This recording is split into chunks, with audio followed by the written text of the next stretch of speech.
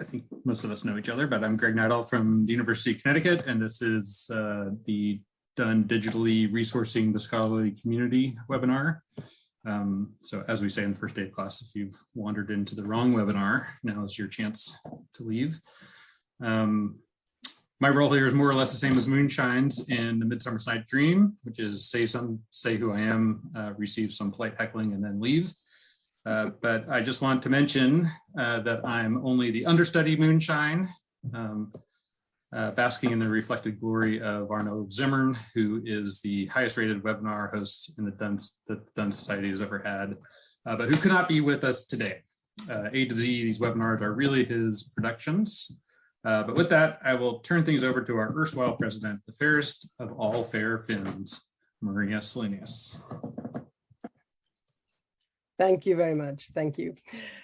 Dear fellow John Donne scholars, it's my great pleasure to welcome you to the 4th John Donne Society webinar.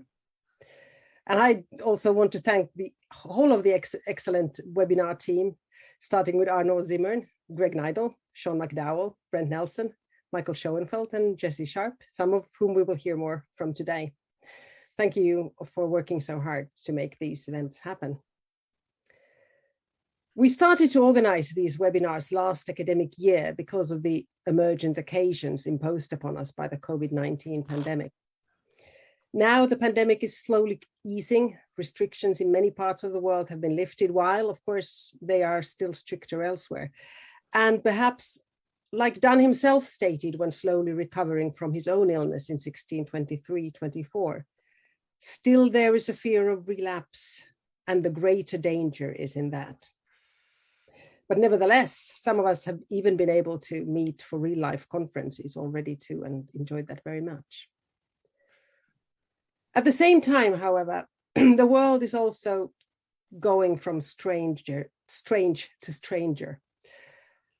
While we are meeting here online in different parts of the world, on different continents, in different time zones, night is falling in Ukraine, with flames burning and sirens sounding, like the death bells tolling outside Donne's bedroom. This devastating war on the European continent is touching every one of us, whether we are on the same continent or across oceans. And it reminds me strongly of those perhaps best known of Donne's prose passages, where indeed no man is an island. In Donne's time, the 30 Years' War was raging over Europe, and Donne takes to a metaphor close at hand, showing that then, like today, every man is piece of the continent, a part of the main.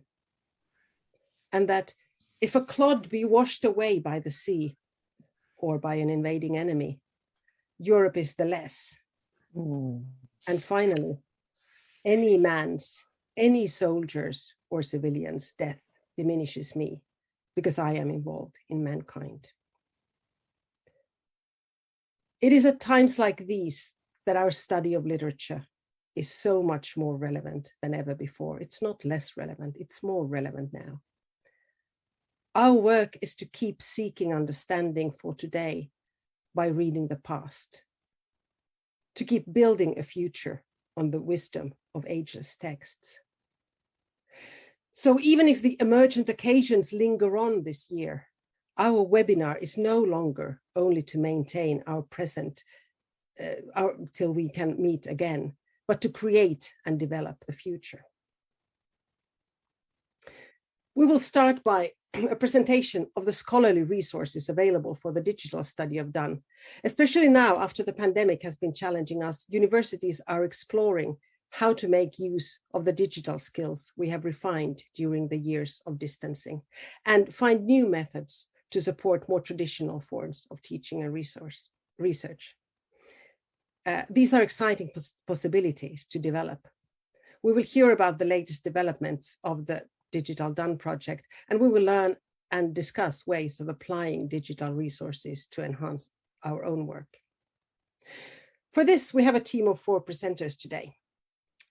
Brent Nelson is Professor of English and Head of the Department at University of Saskatchewan. He's a past president of the John Donne Society and is, among other things, Director of the John Donne Society Digital Prose Project. Jesse Sharpe is Assistant Professor of English at Houghton College, but he's today joining us from England, where he's conducting a study abroad program. He's also a long-standing member of the John Donne Society and contributor to the John Donne Society Digital Prose Project.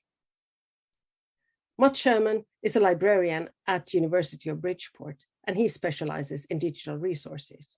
And Joel Salt is a PhD candidate at University of Saskatchewan, working on liminality in the writing of John Donne. So, without further ado, I give you the digital tea. Great. Well, thank you so much, Maria, for that introduction. And thank you to my fellow webinar team members for making space for this presentation of the John Donne Society's Digital Prose Project. I will just start sharing my screen so you have something to look at while I talk. Can everybody see? Let me get this presenting here. How does that look, Maria? Okay, great. And you might want to adjust your Zoom window a little bit to get it out of the way of the text and things like that. First, a little bit of an outline of how I see this next little bit of the program going.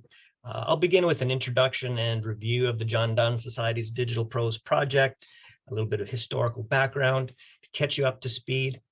Then we'll talk about the project in the context of academic programming.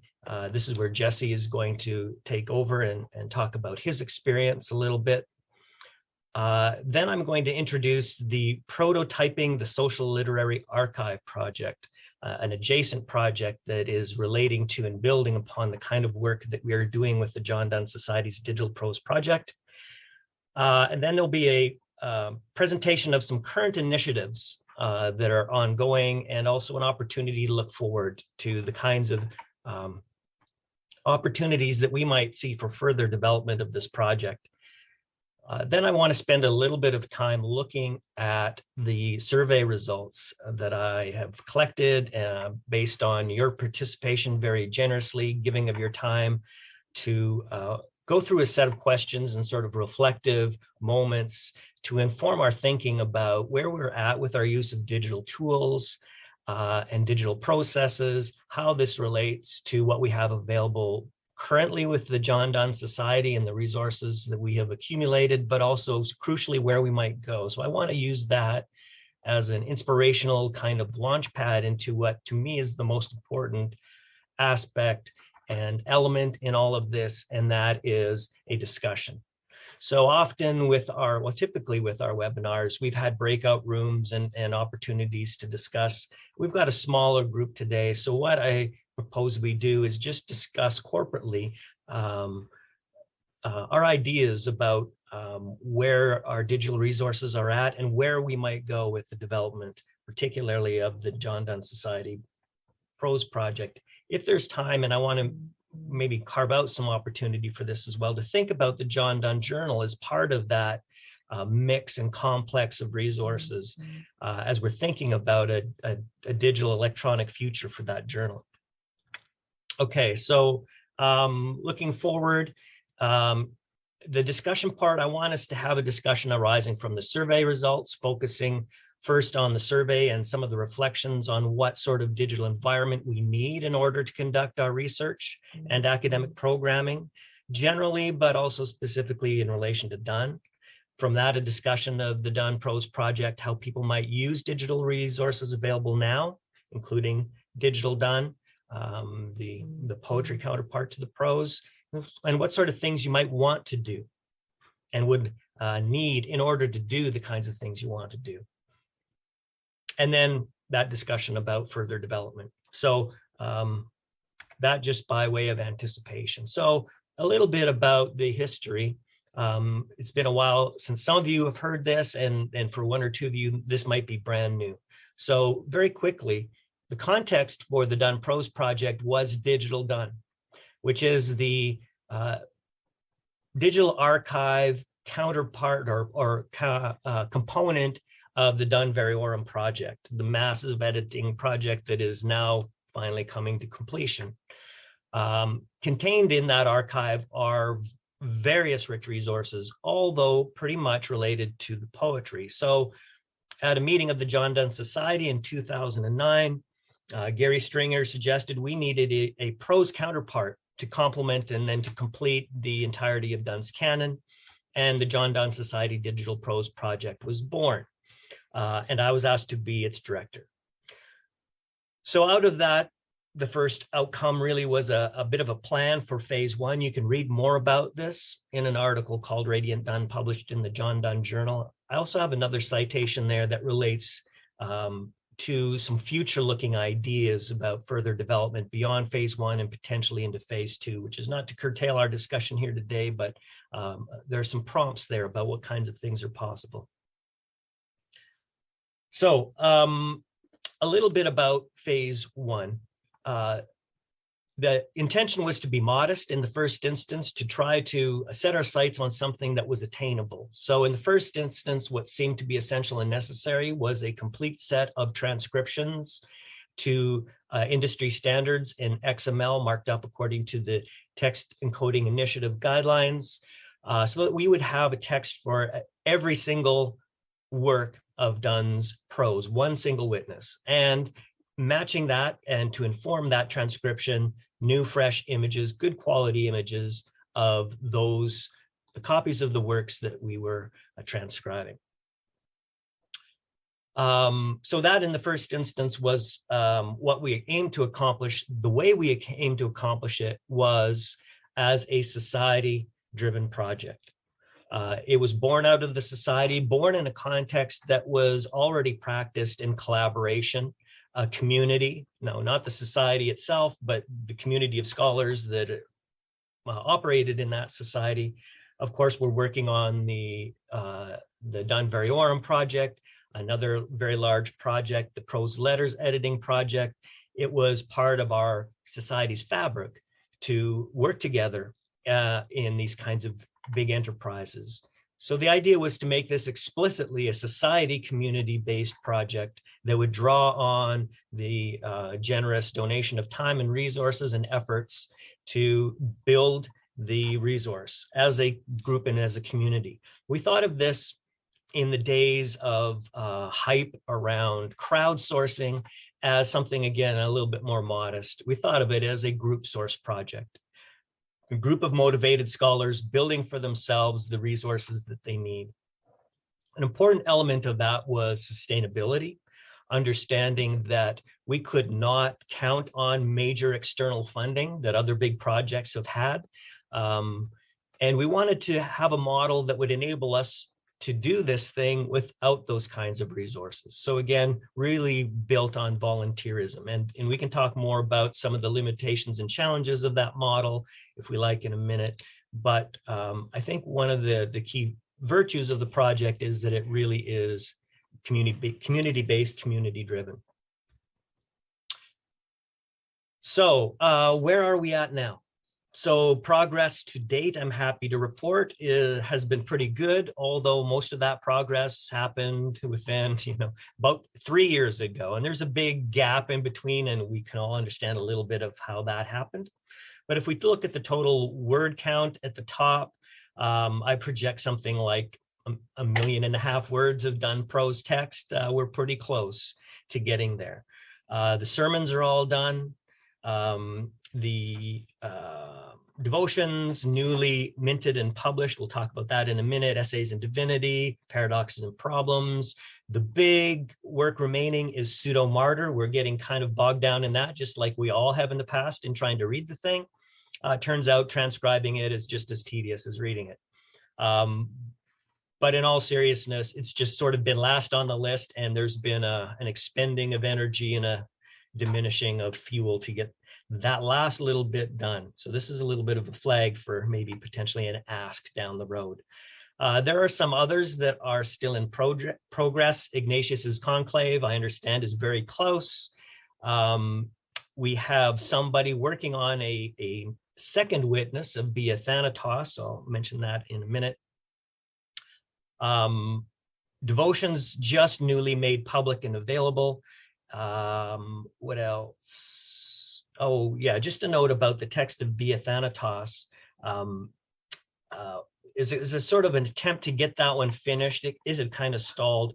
I had paid a student to do some of the proofing of the marginalia. We were finding that the text in the main block was really quite good. So we're in a situation where the Thanatos is going to be very soon very available, but not entirely fully proofed. And we can talk a little bit about that kind of a compromise in just a minute. So all of that to say that we're very close to finishing phase one. And so this is a really an apt time to really start thinking about what phase two really fully should look like. I mentioned that one of the elements of this phase one of the project was accumulating facsimiles of the primary documents. In most instances, these have been in print, but we do also have a few instances of manuscripts. This comes out of a sort of added element to the group source project, and that is one in which we seek something like collaboration or at least community contribution from institutions built on relationships. So one of the ways in which we've acquired those materials and one of the ways in which people have contributed has been not only to proof and correct transcriptions, but to go to their own institutions or to institutions with whom they have relationships and try to acquire some of the assets that we need. So for example, the Canterbury Cathedral manuscript of Via Thanatos, which Ernie Sullivan is working on transcribing, I was able to get access to these images and to use them because of a relationship that we've developed there with an archivist. So very new and fresh, sort of off the presses, is publication via the project blog of our XML transcription of the devotions. And I'll just use this as an illustration of how this group contribution sometimes works. So in this case, on the principle of trying to get good, fresh images, at the time, Jesse Sharpe was working at St. Andrews as a librarian and had access to their copy of the devotions. Good copies hard to find, especially ones that let you get into the gutter. So Jesse was able to volunteer his time and negotiate with his institution at the time to produce these images that enabled us then to create better, cleaner transcription.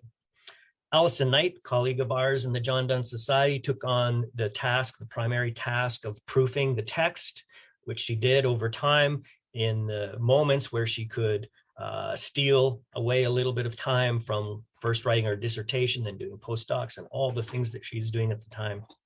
And then I came along and did some of the further XML markup and enhancement and so on. In honesty, this thing has taken about 11 years, back to the time when Jesse was well, even starting before that, was at St. Andrews.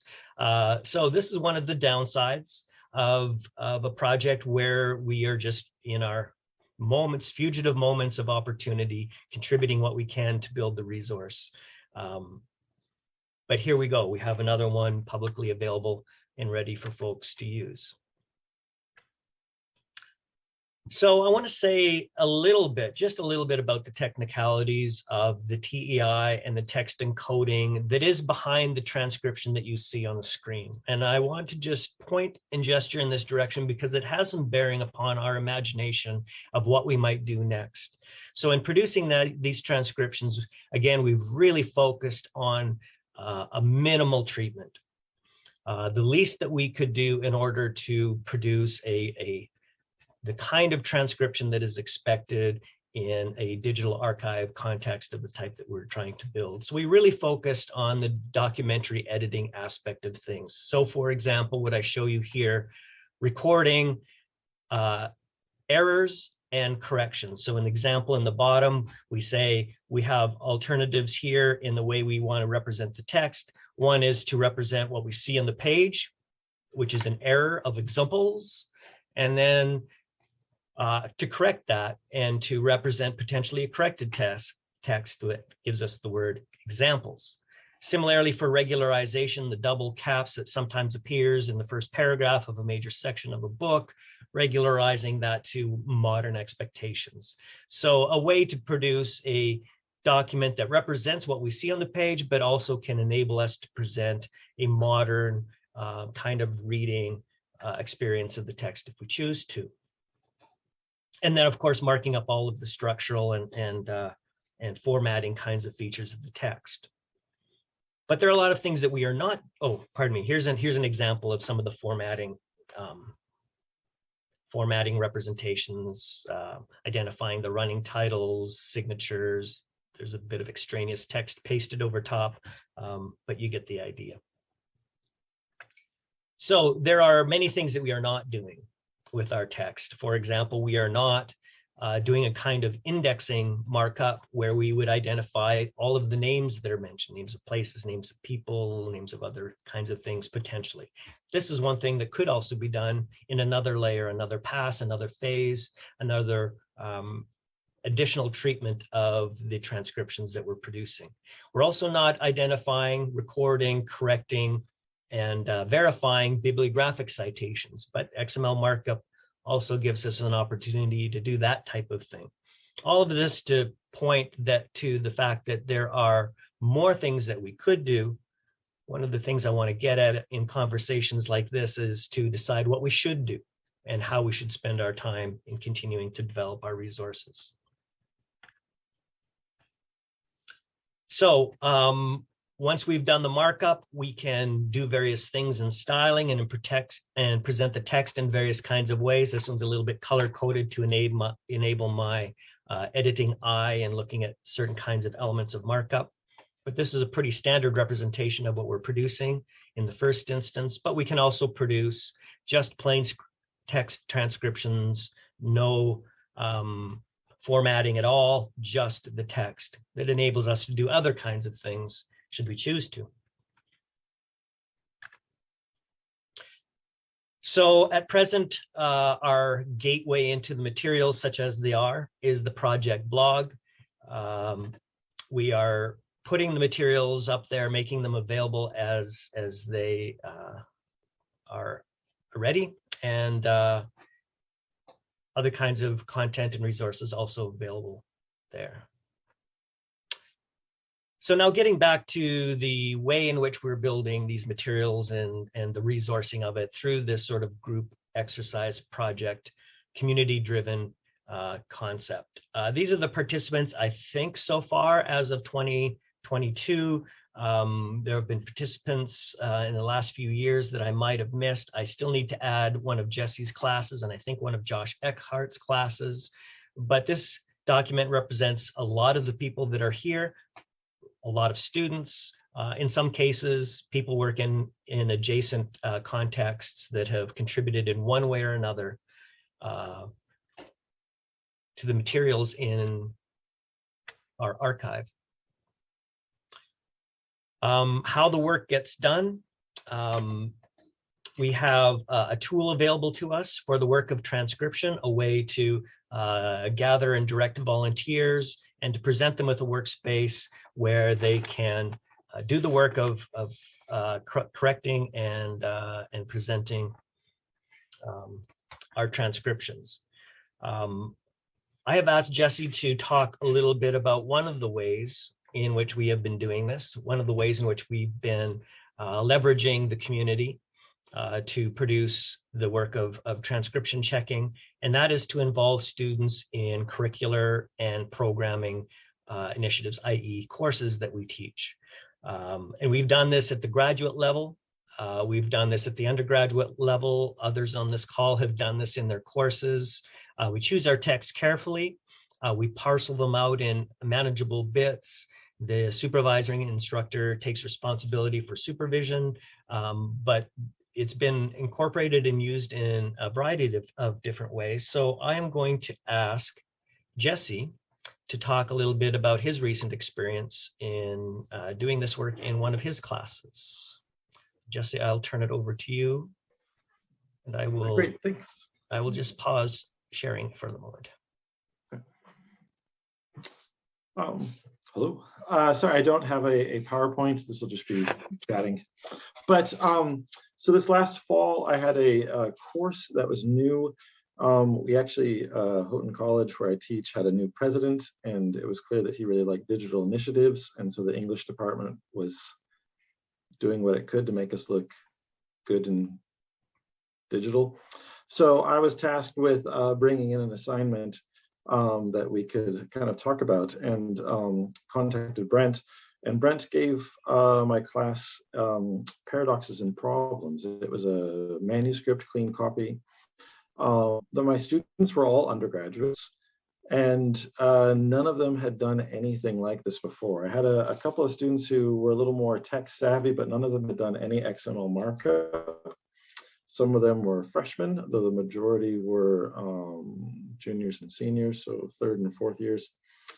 And they absolutely loved it. So I'll kind of talk a little bit about how I set it up. But the nice thing was it was a resounding success from what were really a bunch of humanities majors, people who overall were not that inclined to do much on computers. And they were even less inclined after 2 years of attending so many classes on Zoom. So the fact that it went over so well, and that many of them were quite open about the fact that they were hesitant or skeptical at the beginning, I thought was very encouraging. But so none of these students were terribly familiar with Donne. None of them had ever worked with manuscripts before. So they were very, very green and very, very new. And that's, I think, one of the things that sort of helps give a little bit of context to this. I made this the final project. So it was a major part of their grade. I think that helps with the participation. They had a little bit of stress involved, and that's always handy. But they were each given 3 pages of the manuscript. The first thing they had to do was, I gave a little bit of basic instruction in paleography, though not much was needed since it was a clean copy. So they first had to do a transcription just into like a Word document for me to show that they could understand what they were looking at. I went through those really quickly and handed them back. And then they had to start doing the XML markup. And this is where it really came together nicely. Was we had a couple of classes where we introduced XML. We worked through it together in a classroom. They all had computers in front of them. I had a large screen that I was working from. They could ask questions, and we were going back and forth. I showed a lot of mistakes so they would know what it looked like. We were using textual communities, by the way. I showed a lot of mistakes so they would know what the mistakes looked like, and so they would understand why problems might arise, or the screen might go blank when they try to see a preview without getting a lot of stress. And then I dedicated a little bit of time, about 5 to 10 minutes of every class period, for them to bring in questions and work through issues. And it really became sort of a collaborative classroom environment.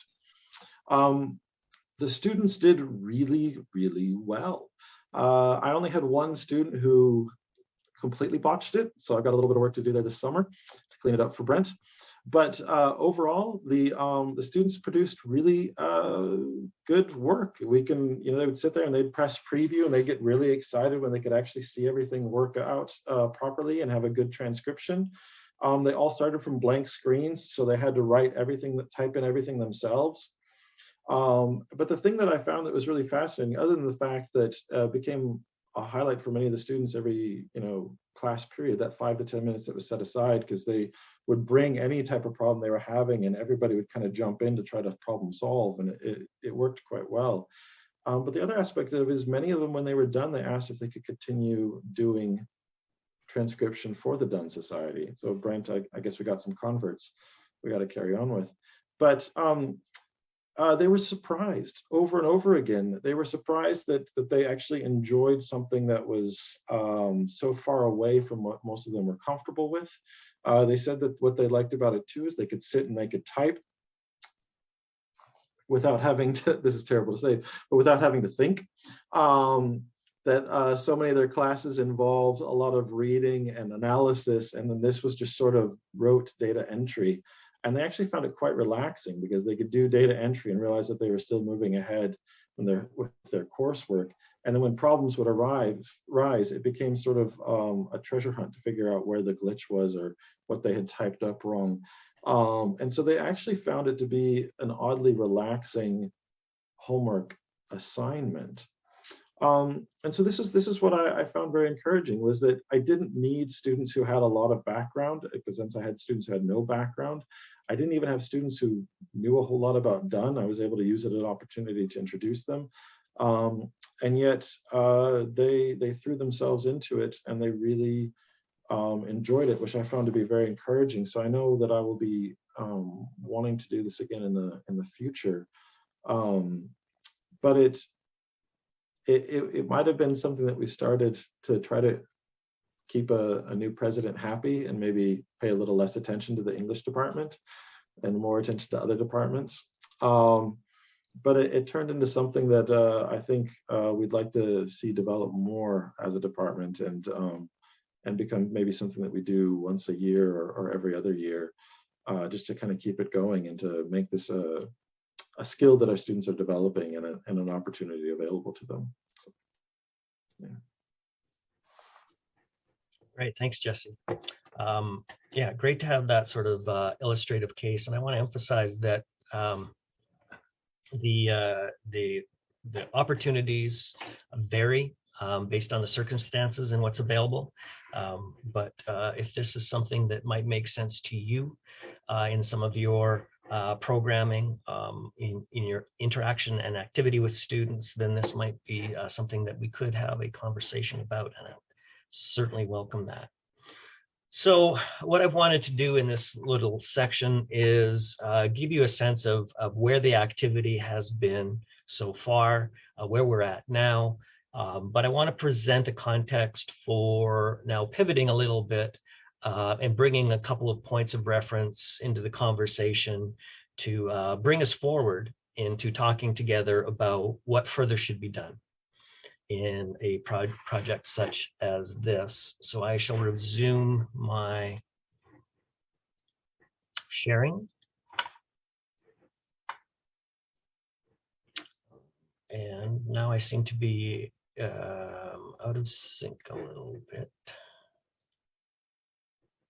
So what do you see now, Jesse? You see the ink slide? I see the presentation version Okay. with you at the first slide. Okay, good. Okay, so the team that we have assembled here today, mostly, I think. Sorry, I see your version. I'm sorry, Brent, to interrupt. Oh, you see my version? Yeah. Sorry, with everything on the left-hand side. There we are. We're good. Okay, you're good now? Okay. So the team that we've assembled here today, Jesse, Matt, me, Joel, I think maybe has joined. He's had some difficulty connecting by on his Wi-Fi, and then also one other student, a PhD student under my supervision here at USask, Constantine Kawakakis. The five of us essentially constitute a team that is thinking about doing things with the digital archive and digital materials available. And this is in relation to a project called INC, Implementing New Knowledge Environments, which some of you might have heard about. It's been a longstanding project based at the University of Victoria, now in a second phase, a sort of 2.0 iteration, where the focus is really fully on community-based, community engagement, kinds of scholarship and research about partnering and making our work very open access and accessible, and working through partnerships significantly with libraries to make that happen. So some of it has to do with linked open data. Some of it has to do with just general ideas of open scholarship.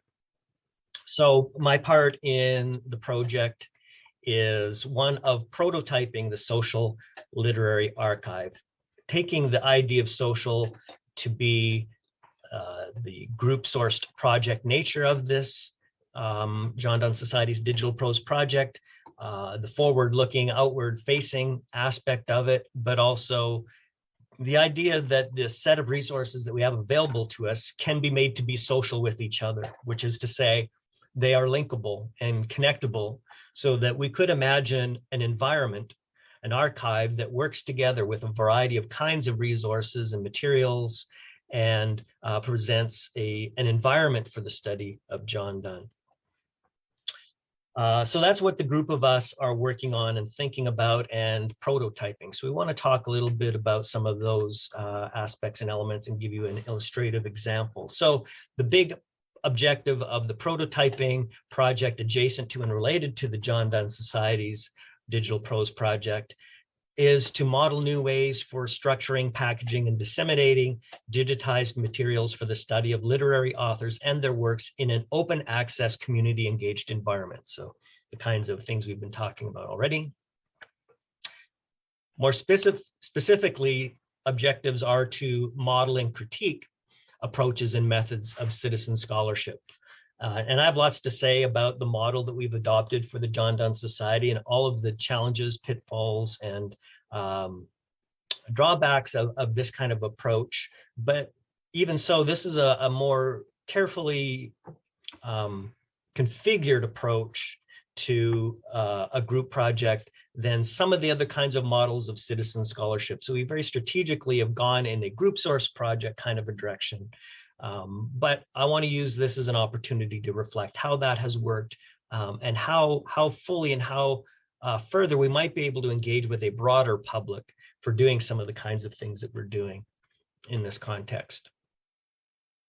Another particular objective is to explore ways of engaging that public reading audience in a pilot project involving potentially annotation of Donne's religious prose project. I'm not really interested in talking too much about that in this context. That's sort of hived off for another time. But this next one, maybe a little bit more so, to examine how the imperative of public engagement relates to the primary imperative of serving the needs of professional scholars. So we have sort of 2 points of reference, a broad reading public out there that we want to engage and relate to and invite into our scholarly materials. But as a society-based project, the primary imperative is to meet the needs and interests of the professional scholar. So how do those two impulses relate? And then a fourth project of this prototyping team is to think about the John Donne Journal in an electronic digital formation and what that might and what that should look like. So on the modeling part of things, looking forward, we are seeking input, your ideas about what sort of things we might prototype and do with some of the resources already available and some that we might want to further develop and make available and part of a Donne scholarly reading environment. So I want to talk a bit about some of the things that are in the works very briefly. We need a website. We need a proper place for disseminating, collecting this material and putting it together in a rationalized kind of way. We've got one in development based on a loose version of a Ferber ontology. So organizing our materials and indexing and connecting them according to the work, according to the document, according to the texts that arise out of the document, so that there are those various ways into the material, but they're all related in a sort of carefully worked out ontology. There's some work on linked open data implementations. This is related to another project I'm involved in called Links, based at the University of Guelph. But the one that we want to present today is a sample project of a digital implementation of the John Roberts annotated bibliographies. And I'm going to ask Jesse again to sort of set the stage a little bit about how this project came to be, and then I will jump in and give you a little bit of a test drive of the very early stages of our electrification of the Roberts bibliographies. Thank you again. Yeah, so I'm both a trained librarian and then obviously have the experience as teaching English. So I bounce between the two from time to time. And the Roberts bibliographies were just, I mean, as you all know, pieces of amazing scholarship. but also watching the way that libraries were changing, academic libraries are changing, I realized that most libraries were discarding them. Right? Like I had my copies, but my copies were actual library discards. And so these documents were becoming more and more difficult to come across. And most works of reference scholarship, it was kind of the area of scholarship that's being lost the quickest. So there was this concern, I had a great concern that this would be lost. And I know that they appeared in the PDFs that we have. The first two were a little difficult to use. The OCR, the words didn't always scan quite right, and so computers weren't always able to read them as they should. Volumes 3 and 4 were quite good. But one of the general truisms that you find when you work with digital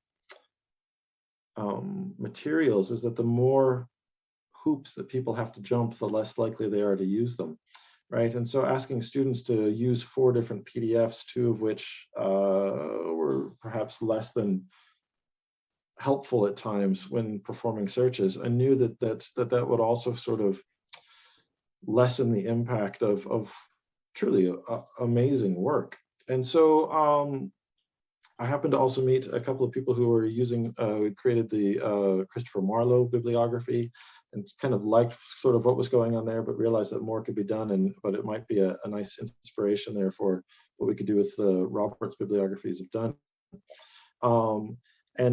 So thought it would be a good idea to have just sort of an open access database of these that perhaps could continue to grow, because not only were Roberts, not only was Roberts great at finding materials, but his annotations are absolutely stunning. And so having just the wealth of that material is something I thought would be important to carry on, but vital for us.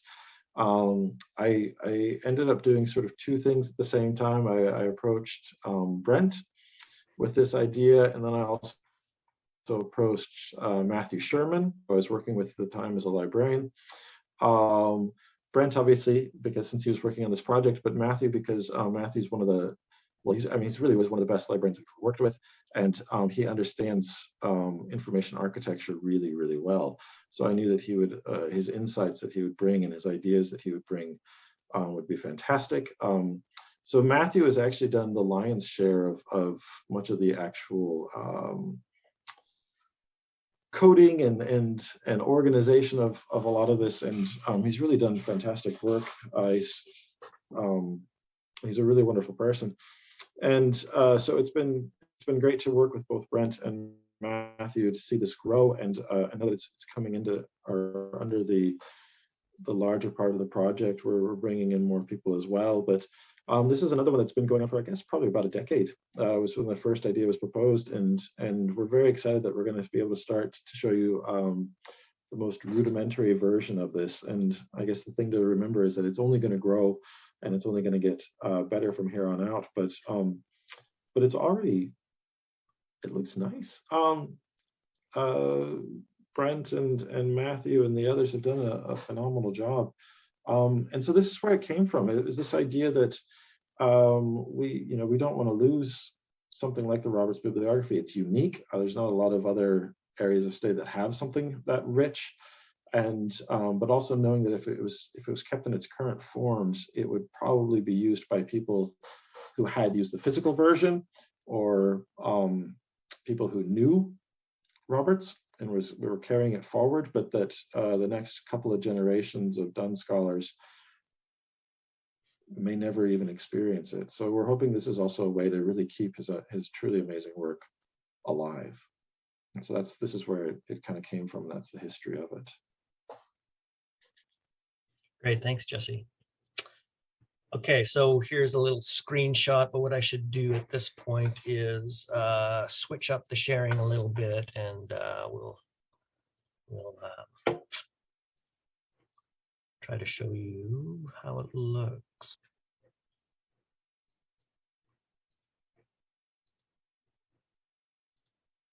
There. Is that it? Thanks. Good. All right. So just very quickly, what we've done is parsed out the OCR text, broken it out into bits of bibliographic chunks, and have started to, through various steps and processes, importing it into a platform called Drupal, which librarians love to use and which is supported at University of Saskatchewan. And we have it in a situation or a form now where we can look at it in terms of articles, chapters, and then full monographs.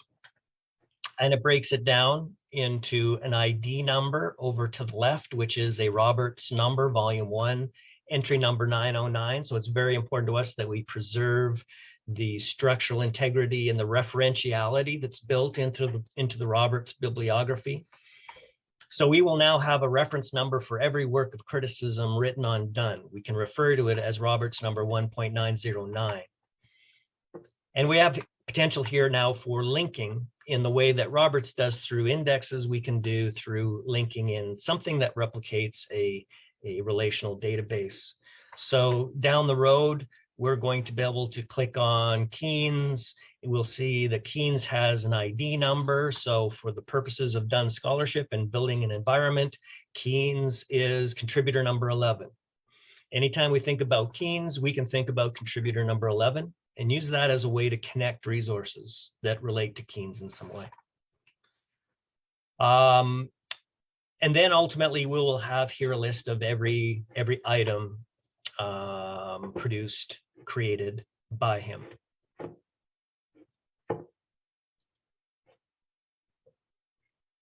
Then we will have the same thing for chapters, monographs. When you click on a title, you'll get a fuller representation of that broken down bibliographically.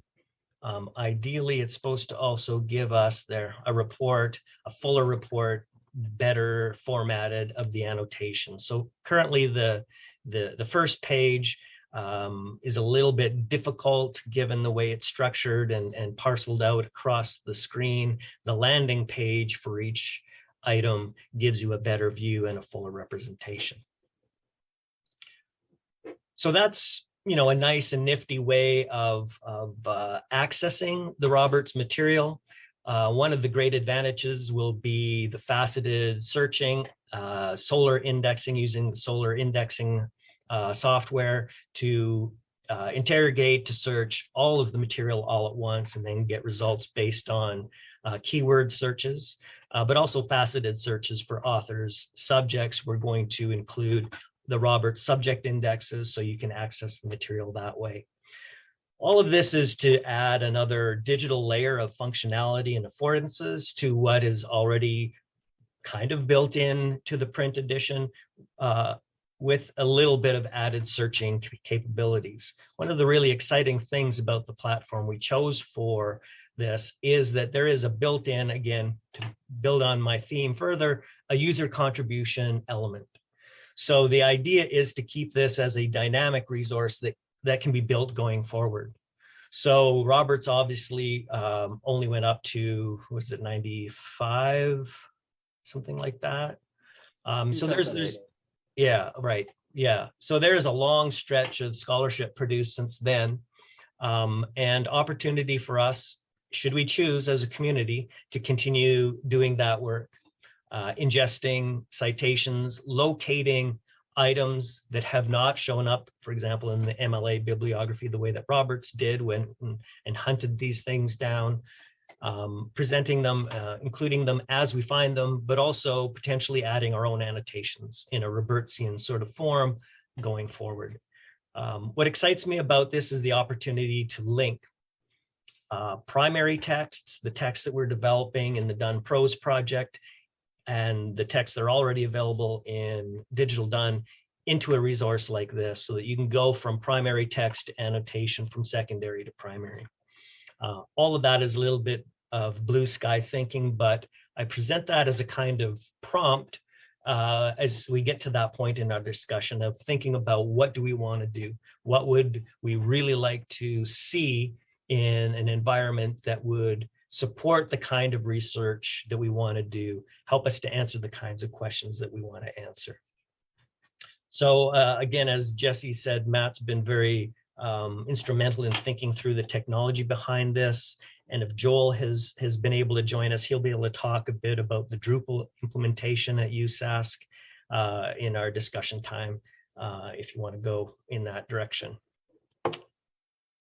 Okay, so one other bit of information, and I want to wrap this up by the top of the hour so we have lots of time to talk and discuss, is that survey that I asked you all to complete. Some of you will have, others not, others that weren't able to join us today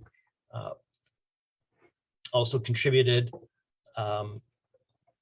So I want to resume my slideshow and talk a little bit about the results of that survey. Now I've lost my...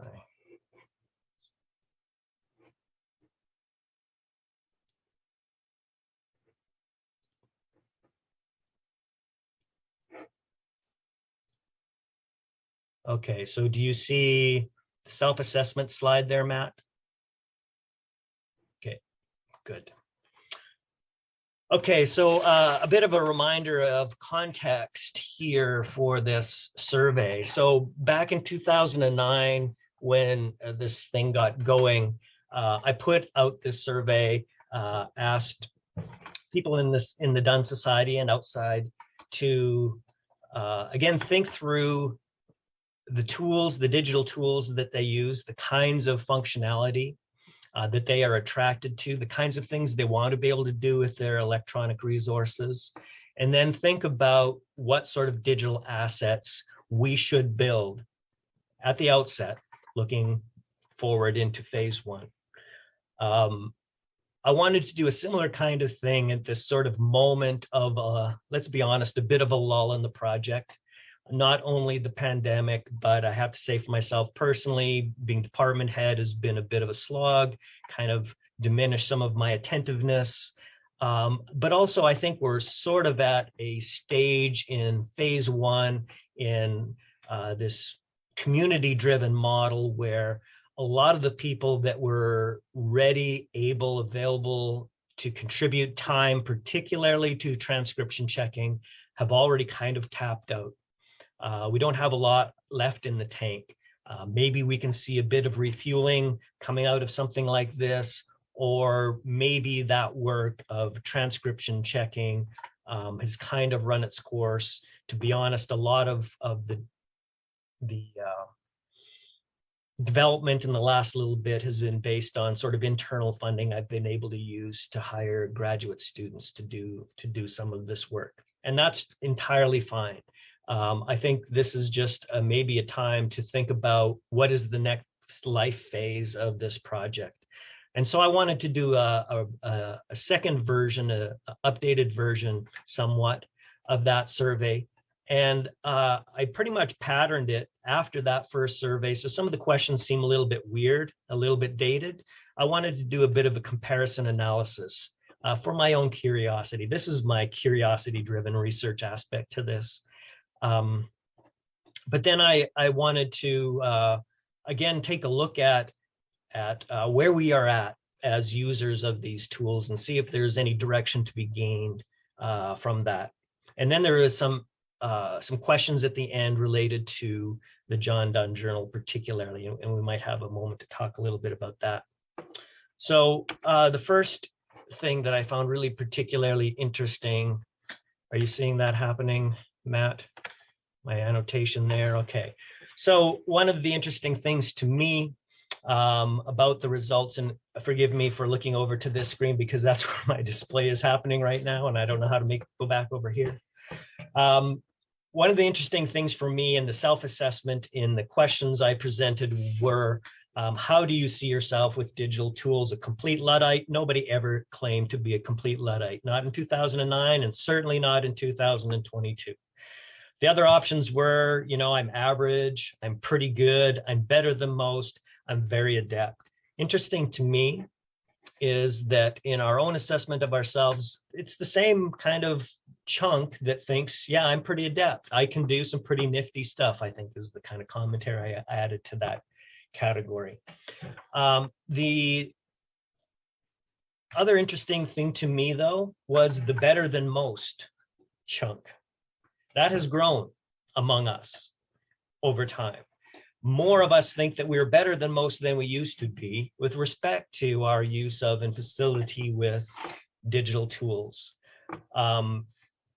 So the part I think that reflects confidence and growing competency is strong in the second iteration. So yes, we're becoming increasingly cyborg. This is an extension of how we work. Okay, a little bit about current practices. The general trend that you're going to see here is that everything that we did back then electronically, we're more enthused and more fully involved now. That should not surprise anybody. That is exactly what we would expect to have happened in the last 13 years or so. So in the graphs here, the color bars, the orange one is 2009. The yellow one is 2022. What I'm presenting here are the median scores. So I've sort of flattened out the various bar graphs, and I'm just giving you the median scores as an easy way to read this, make it legible in sort of a big broad strokes kind of way. Interestingly, the gains over those years are pretty close to similar in each of the categories. One thing that surprised me a little bit is there's still kind of a lukewarmness toward Wikipedia and how important. And remember, the questions were, how important are these resources to you? 0, not at all. 5, like super, absolutely crucial. And so somewhere in the middle is the lukewarmness as to really how important these resources are. I'm a little surprised at the Wikipedia score, to be honest.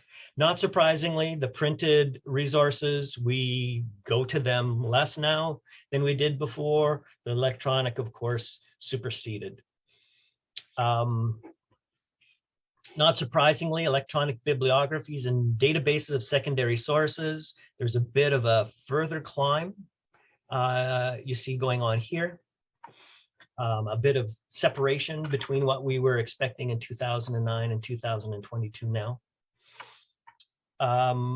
Interesting to me, also, item 1.10, I think further enthusiasm for electronic editions, edited kinds of texts.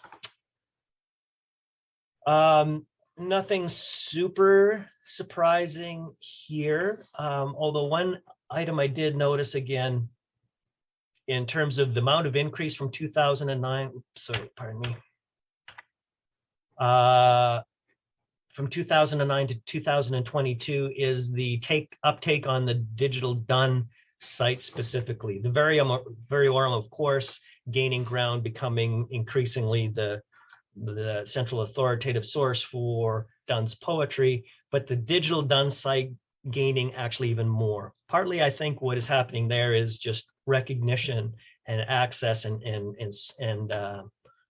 people discovering what it has to offer. But I think that bodes well to me for further development of a fuller, potentially coherent and cohesive digital Donne environment. Not surprising, not a lot of interest in digital text analysis tools. That's always going to be a little bit niche. I do note, though, sort of a lack of interest in annotation tools. Anticipated uses of a site dedicated to the study of Donne's prose. Again, not super surprising that cutting and pasting is always important, but again, even more so now than it used to be. Scholarly reference and research, I'm not sure what the real distinction is there between that and Control F, for example. Searches are always very important. This, though, is where use with text analysis tools seem to be, in a forward-looking way, increasingly important. So having the text available to take them, put them into some sort of other tool and make them do other kinds of things that we wouldn't be able to do otherwise. Apologies if I'm going so far, but if we need to, we can go back to these once we enter into discussion mode. So then, how important would these potential resources be to your teaching and scholarship? Facsimile of primary texts, yeah, there's some interest in that. We've got them regardless, and we're going to keep doing that. Bibliography of scholarship and publications on Donne, quite a bit of interest in that. Scholarly summaries related to Roberts, some interest there. Again, user annotation, a little bit diminished in importance. Annotation of the text. Documentation of textual variants, less crucial and important perhaps in the prose than in the poetry. But a lot of us don't like to drill down into those messy details anyway. So those questions related to current practices, anticipated practices, and the kinds of things. And again, this is just a selection of the kinds of resources we might anticipate in a fuller elaborated digital environment. Again, prompts for future future thinking and conversation. So very quickly, again, I want to be able to save a good amount of time for discussion. Sean McDowell, our editor of the John Donne Journal, and I have been talking about this for a long time. At a meeting maybe 3 or 4 years ago, the executive of the John Donne Society tasked Jesse and me with thinking about an electronic manifestation of the John Donne Journal in the current environment, particularly in my involvement in Inc., but coming out of the library involvement that Matt and Jesse have had, we have to think about open access in some connection. It's just the way funding bodies, the way our whole scholarly ethos is going. So the first question was quite an easy one. How important is it to you that we have the John Donne Journal available in electronic form? And not surprisingly, very important. And this relates back to some of the values expressed in the previous parts of the survey. The question about the John Donne Journal being partially open access is an interesting one to me. Doesn't seem to be a high priority, not top of a lot of people's lists, but it's in there. There's a kind of recognition, maybe in the kind of soft middle, that open access is important. Fully open access, a little bit more polarizing. Some of the people that I think were saving their commitment to the full open access as opposed to partial.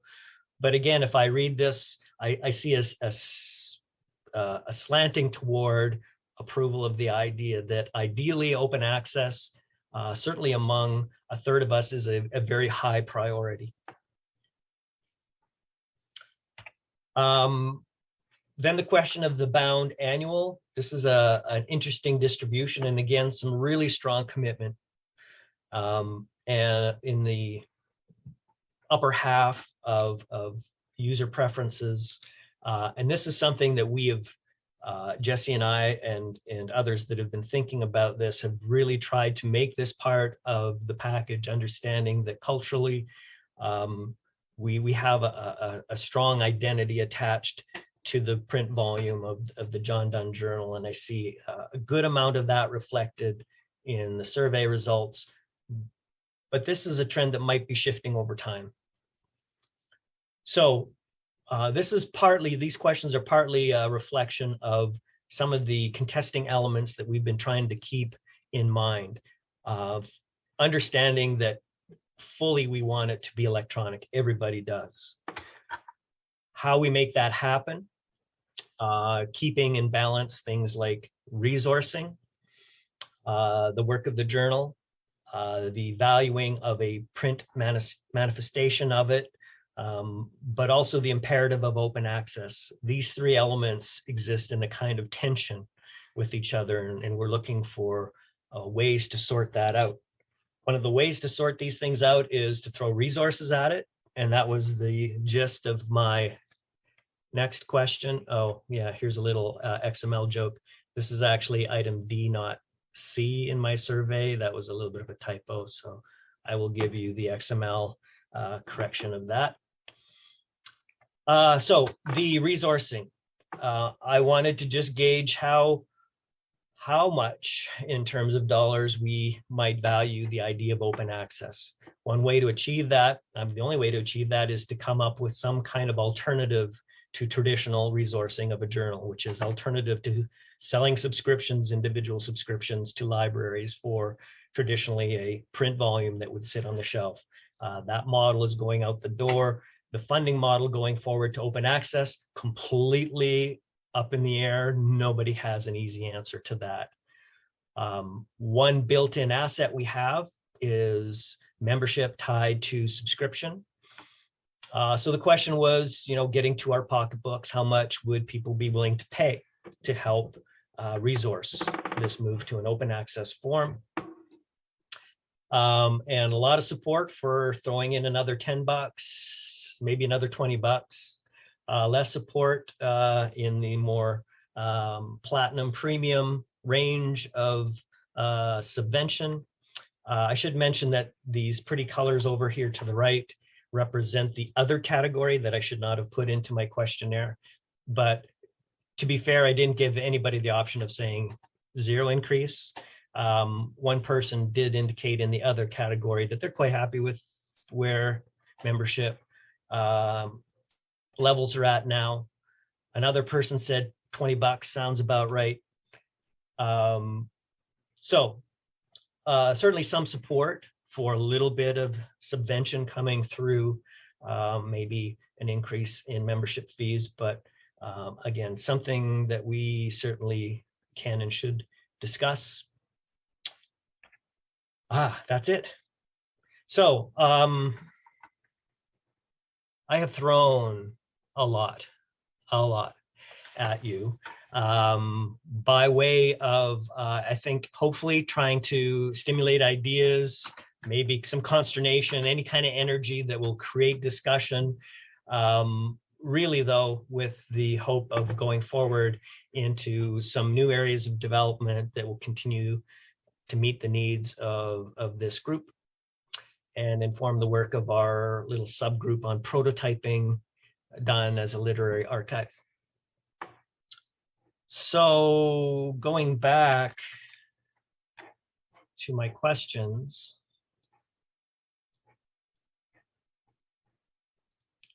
I thought maybe we could start with survey results, since that was the part I just produced, and maybe there's some reflection that can go on here, some discussion about where you are at in your use of these digital tools, what kind of digital methods you want to be able to use, that you do use, in a kind of a general way to sort of, prime our thinking about ultimately how that might then apply to our Donne materials and our work on Donne specifically.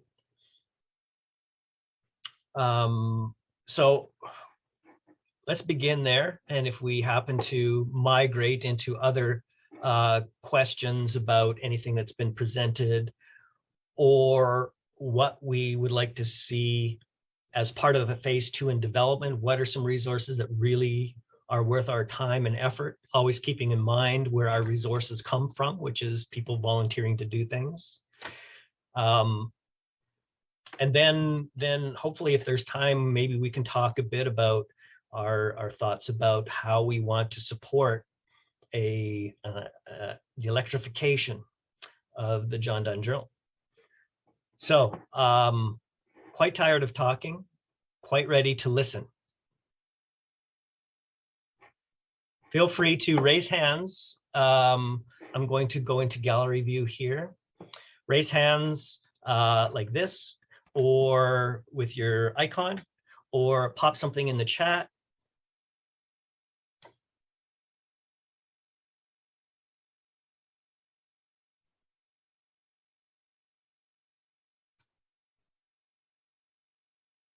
Who wants to throw the first gambit here?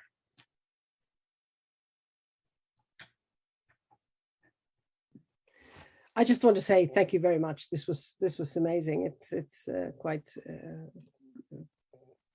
a load to get in, but the survey, I think that the survey, just going back to that, sounds it's very fascinating the way you indicate that we would consider ourselves as, and I'm not thinking of us as Donne scholars specifically, but that in the way the world has changed, I think it sounds hopeful in a way that people would consider themselves more adept in using digital. I hadn't thought about that, and to be honest, that's what we would think now and how we would feel about ourselves now compared, and that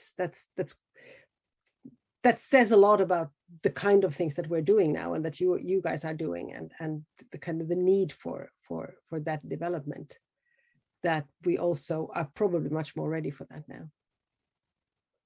So not really a question, but just yeah, observations are good. Yeah, no, I feel kind of the same way. It's interesting to see how we just sort of absorb and adapt, and upon certain kinds of reflections, it is helpful to sort of take stock of where we're at and the kinds of things that we can do and have been doing in our scholarly practice.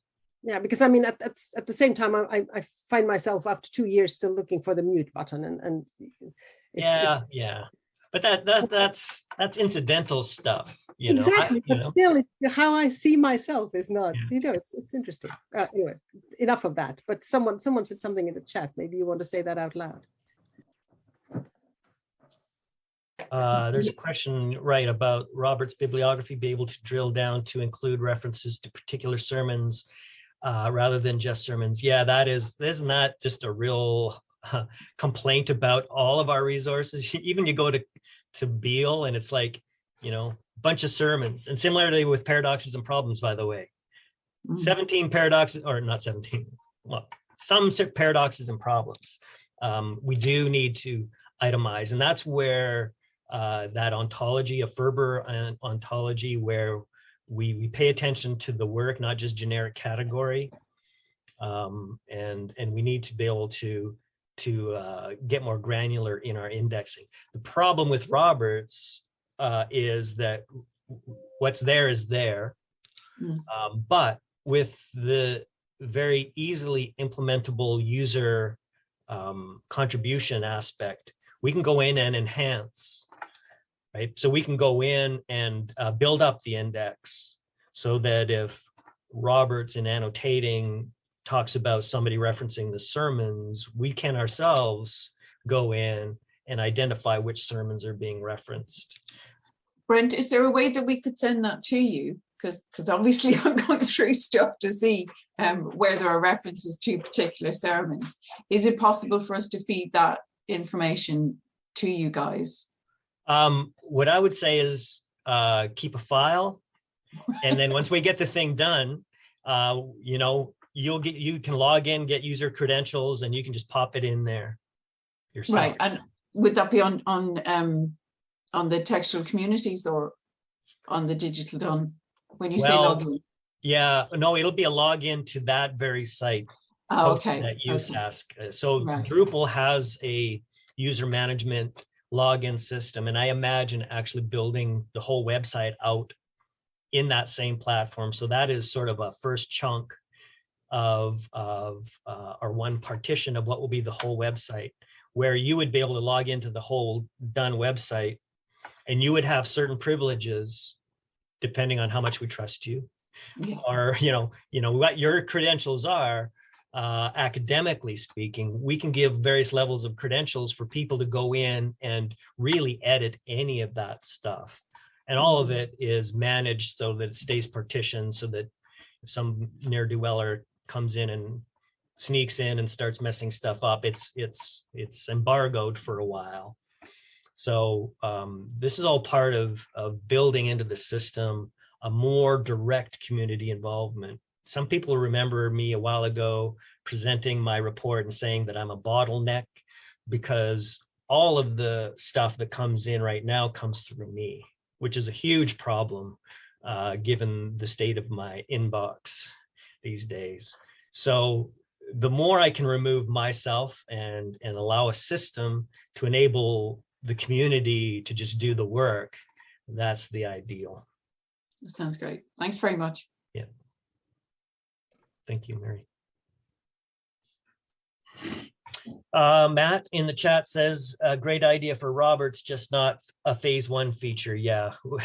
Yeah, I want to emphasize what Matt is getting to there. We've got volume 1 in there, which involved scanning, OCR, proofing, which I paid one of my sons to do, proofing again, which I'm paying a grad student to do. And then Matt parsing it out using regular expressions, putting it into a spreadsheet, importing it, all of that for volume 1. We have to do the same thing for volume 2 because it's OCR. But then volume 3 and volume 4 gets a little easier because they were born digital. So it's going to take us a while to get all that in there.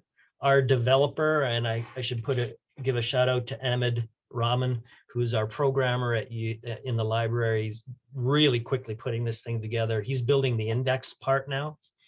And once the indexes are in place, then the structure will be there. All we have to do is process the material and then upload it. All we have to do, which is to say, Matt's caution, keep that file. It's going to take a while before you're going to be able to start moving stuff from the file into the tool. Other thoughts?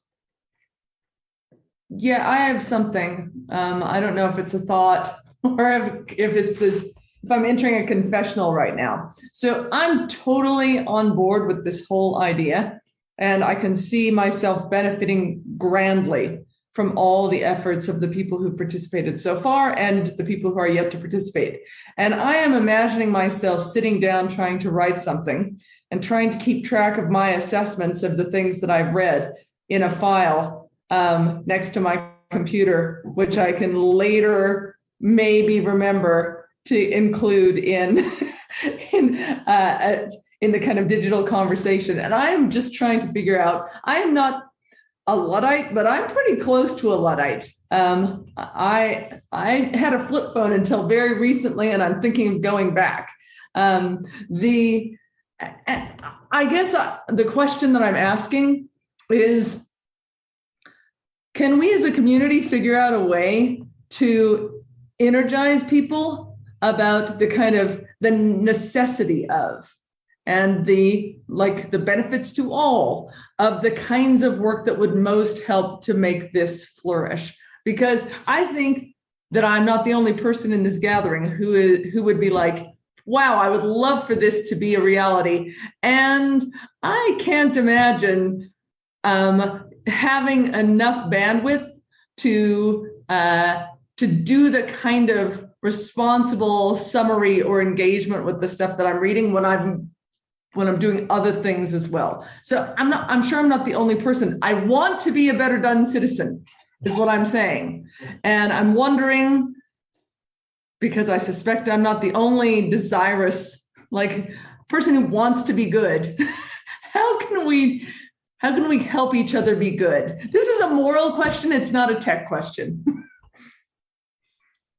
Yeah, it's a crucial question. In the first instance, I want to say that we have to temper our expectations between what we would love to see and realistically what we can do, because we're all feeling it. Most of us, a lot of us, are at end of semesters or approaching end of terms, or it doesn't matter where we are really. We're always quite exhausted by all the things that we're trying to do, and our research, of course, gets our leftover time.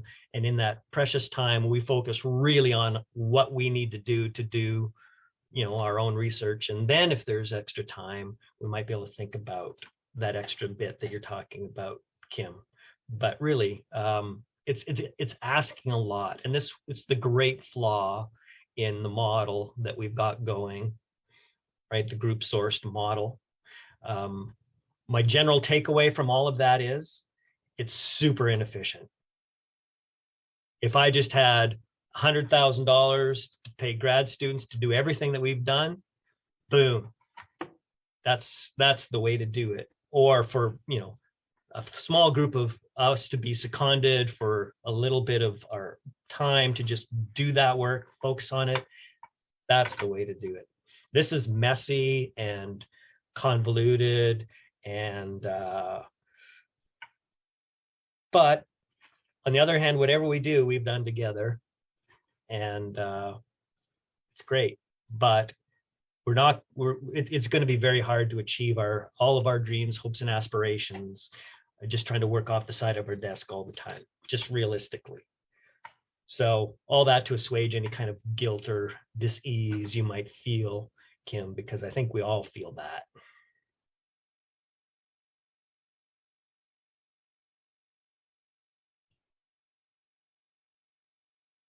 But I'm doing the opposite of what you just said. You were asking how do we perk everybody up and energize people, and I just gave you all the way out and just commiserated with you.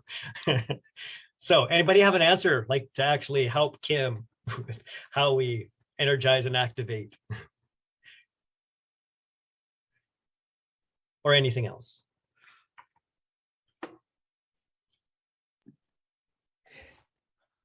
I don't know how to energize and activate, but I have a question. I mean, not really a question, but the thing about Roberts, which kind of, I haven't thought about this before, so this might be something that I might just now be accidentally logged off Zoom by Brent or something when I'm asking this, but I'm wondering with Roberts, one thing that would be really, really cool to have included is some sort of availability to kind of, I mean, we're thinking about literate stuff that's old.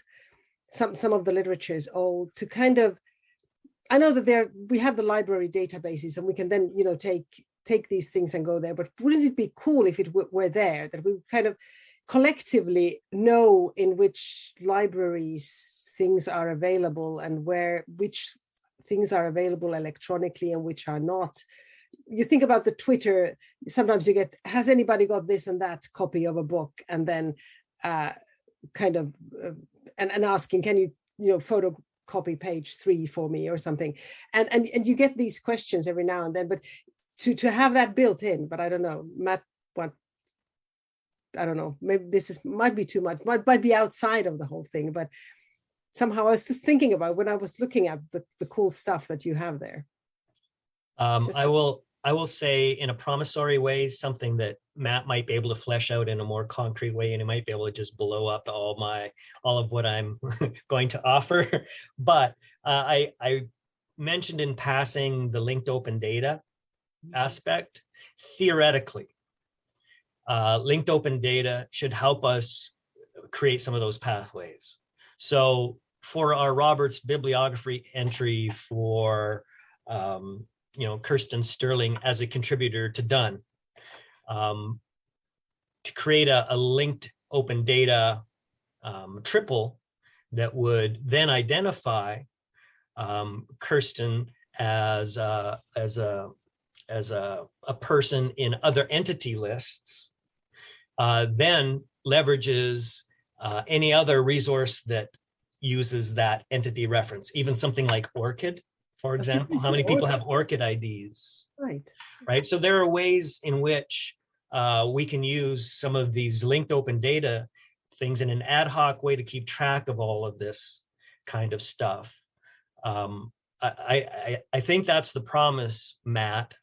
Whether that's really implementable is going to happen anytime soon. I mean, we had to create the triples first, but once we do, how do these things magically create themselves? That's the promise I see with linked open data. Ironically, that's not the way a lot of libraries talk about it. They like thinking this will be a way to ease their workload.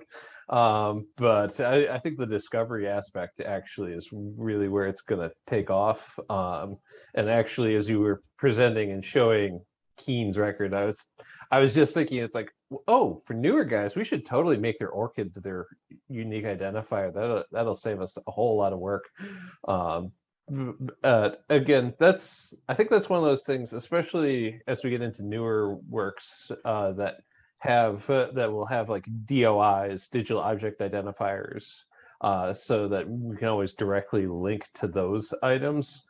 we can start working that into the database. Again, that's a version 1.2 thing, not a version 1.0 thing, because we just need to get something accessible, because obviously long term we'd love to be able to have everybody here being able to add their works to this database and really make it robust and helpful. But it's definitely something we've been banding about. On the for the moment, if you just need to find something, especially if it's a monograph, WorldCat, somebody threw in the chat, is a great way to know who nearby or who in the world actually has a copy of an item, and that's something we can look at, maybe throwing some sort of integration. But again, that's a version 0.2, 3, 4, 5, not a version 1 part of this project, because we need a foundation in place to do all this extra cool stuff. But we'll definitely be adding it to our list. Yeah.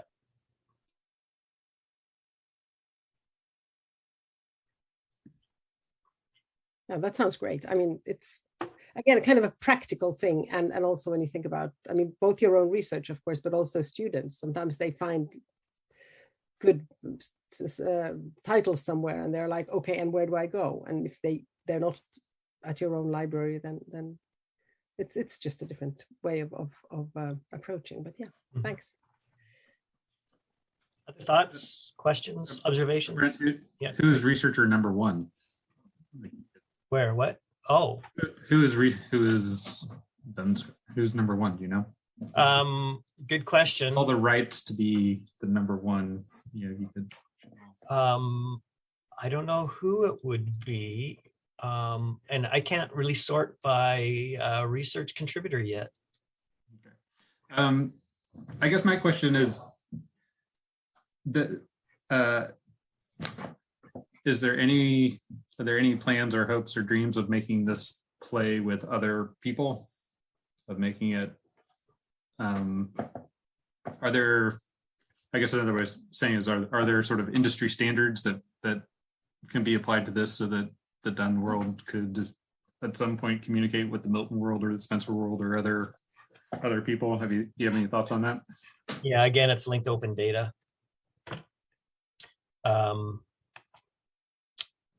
But again, exactly how that would work,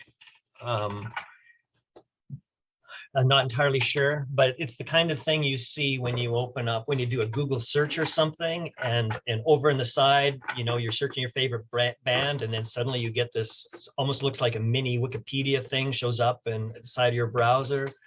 That's just ad hoc pulling in, oh, you're searching for Chad Kroeger from Nickelback. Here's the stuff. So something that building in that in a superficial way is happening automatically. But of course, when you go to a scholarly environment, we don't care if here's who John Donne is. If you're a Renaissance scholar, you don't want that. You want, here are all the articles where references to Milton and Donne overlap or something like that. Again, it's hard for me to imagine the great promise of linked open data really getting us there.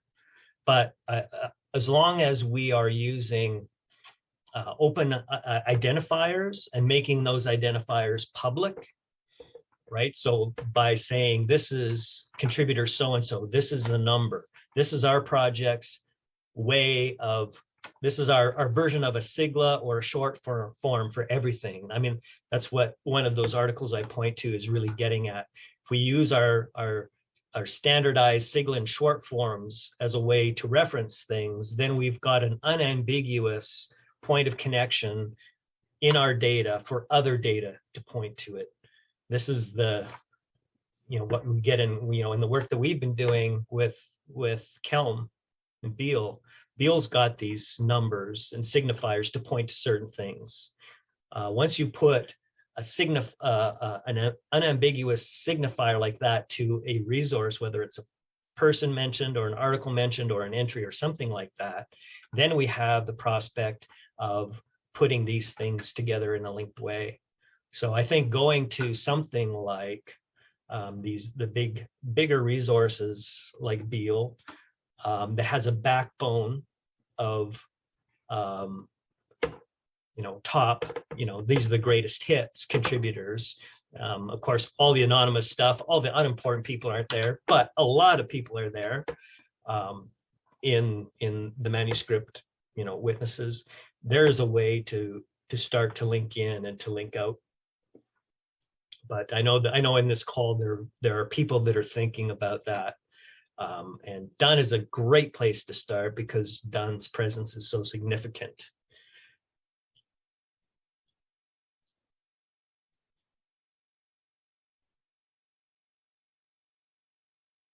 We're over an hour and a half, and I don't want to, just make people just kind of hang around just because I don't want to force this. And this is, of course, not the end of our conversation. We've been having this conversation over the years, and we'll continue to have it. But I really wanted to, have this as a moment to sort of regroup, inspire your thinking, prime your thoughts.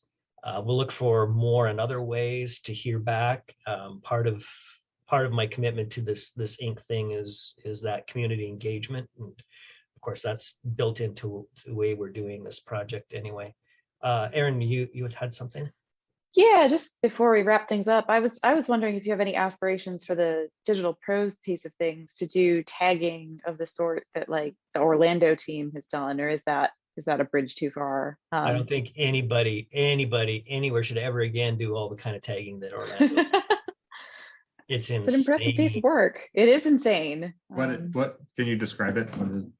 Yeah, so they've developed these SGML tag sets that let you kind of search across all the documents in Orlando for, topics and places and people. And I think maybe linked open data kind of supersedes the kind of tagging that Orlando did. But I'm actually working on an article right now where I'm looking at those tags, and it is a really impressive scholarly feat and would be useful for those, for drawing connections across the different prose pieces, or I can imagine a tag set that would let you say search for when does Donne talk about metempsychosis, and you could find it across all the genres. And but yeah, I mean, that would be, you need some money to do that. Yeah, so I mean, the little snippet example that I showed you of XML of tagging people is a very standard, ubiquitous TEI kind of thing to do as a way of indexing. But you take that and you multiply it by about 1,000 for Orlando, where you are not just identifying every single person and every place and every work, which TEI encourages. There's infrastructure for that, but it's really semantic tagging, thematic tagging, which gets super tricky because then there's so much interpretation to be done. And then a lot of fights about what tags are we using, right? Which is why we didn't do it on research. And why we also didn't make any generic decisions, or because it was just like, we can't agree when we're all dispersed across the world. Yeah, very contentious. But there are ways to get at some of those other kinds of things when you have a machine readable, clean text and plain transcript that you can then put into semantic analysis tools, sentiment analysis tools, and that type of thing. But we certainly do want to track every reference to works. And one of the projects I skipped over that I kind of promised to do in the Inc. context was to explore the possibility of doing tagging of Donne's prose for bibliographic references, but also of allusion. And thinking computationally, and I'll be going to Matt for ideas on this, there are a lot of citations in the sermons that, of course, have been edited and show up in editorial apparatuses and things like that. But to be able to search a text and to be able to regularize every way in which Donne refers to a psalm by short form for the book and then the numbers, and to be able to computationally read all those, regularize them, so that no matter how Donne refers to Psalm 1 verse 6, we're catching and regularizing every reference and then indexing them. That's a computational challenge. The greater challenge is how to recognize the uncited or the alluded to things. Maybe that could be done by machine and machine learning, or maybe it needs to be done by individual annotation. Machine learning would be interesting, but you'd have to have a much bigger corpus, I think. Well, and we do have a huge corpus to work with Evo in TCP. Evo. Yeah. Yeah, Mary? I think biblical references in particular, it would be brilliant to be able to pull those out and kind of use all those references data. The illusions, I have to say, in my own personal experience, I wouldn't touch it with the end of a barge pole. It's a nightmare because so many of the references, particularly works he knows, they're wrong, they're half references. Even I don't know, I think again, like the tagging and deciding what's a genre, what's a topic, you would end up with so many rows about, because a lot of the time with the patristic stuff, there are intermediate sources. He's misquoting and it's not clear if it's he's misquoting or the source he used is misquoting. It would just end up, it would end up a scholarly work on every single allusion or type of allusion. I wouldn't touch it, but the biblical references, being able to pull that out and work with that, I think would be manageable and it would be brilliant. There's so much work so much interpretive work you could do if that kind of data could be pulled out and used. Yeah, I was just commenting on that, having heard Mary in Dublin just now. I was like, okay, right, the allusions. No, that's not a good idea. But then again, just having them there, of course, just having the actual names, and then just leave it at that and let scholars then write about it. But anyway, I was just thinking this somehow links so much back to what Kim was saying earlier, that I think what we would need, or many of us, those of us with flip phones, well, I've got an iPhone, but mentally, is that you would need a kind of the help to take the next step, what the kind of things that you can do. I mean, it's very limited what some of us can do with the material, whereas we can see now that there's a world of things that are possible. But of course, it means knowing different programs and analyses. And what Erin is saying kind of sounds like, wow, okay, right. But having that, so I think that probably also as a community is maybe a step that we would like to take to kind of bring that know-how into maybe looking at what kind of things people are doing and how that could be of help, or what kind of programming would be of help. Yeah, so it's a little bit of a sidebar with respect to that Drupal platform that I'm talking about. The good news for people like Mary and Emma is that this is what GEMS is using. And the kind of thing that we're building in to GEMS will be the same kind of thing that we can do, in a Donne site.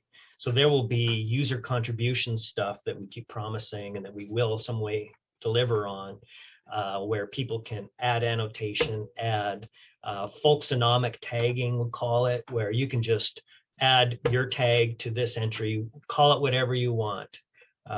Liminality. If every time you read something and you see something liminality, right? There's going to be a lot of false positives and a lot of, false breadcrumb trails and things left by all of that. But there's one way in which we can do, Erin, in a kind of ad hoc way, some of the thematic stuff by just enabling users to just put in keywords. This reminds me of the copy of Don Cameron Allen's LXX sermons. He had bound in with 50 sermons. It's at San Diego. You can go and see it there. We've digitized it. The library digitized it for us, so it's on the blog. If you go through that, all through it, he's written in red pencil in the original document, emblem, emblem, emblem. He was doing that folksonomic tagging, except he only had one thing on his brain, almost literally, was emblem, but in red pencil throughout this document in the margin. It's tagging every instance where there's an emblem. Yeah. I feel like I've kept you all long enough. All right, Maria, you want me to tee it up for you? I'll hold it on the thing on the tee and you can send us off. All right, yes. Okay. Well, thank you to all the speakers. This has been amazing. Thank you, Brent and Jesse and Matt and Joel somewhere in the cyberspace. Where is he now? This is something that we really need to explore further, and lovely that you've been sharing this with us now. And we can clearly see, and as I said earlier, this is time for us to move forward, to look to the future, to trust that goodness and health and peace will prevail. Donne was very positive. He said, in the same text that I was quoting earlier, we are all prodigal sons, but not disinherited. We have received our portion and misspent it, but not been denied it. So for Donne, not everything was lost. And indeed, in his poem, Going to Germany, he says, though thou with clouds of anger do disguise thy face, yet through that mask I know those eyes, which, though they turn away sometimes, they never will despise. Even facing illness and the fear of travel, Donne believes in a brighter tomorrow and to patient and physician being free. I'm hoping that this spring will bring light to the affliction of the world and eventually bring us to an even better and safer tomorrow. I'm very much looking forward to a real life John Donne Society conference in February 2023, and there will be more information about that later. And meanwhile, I hope to see you all online or in person to talk about Donne, about poetry and prose, and about how our study can make the world a better place. Thank you all. Wishing you all the best. Take care and stay safe. Thanks, Maria.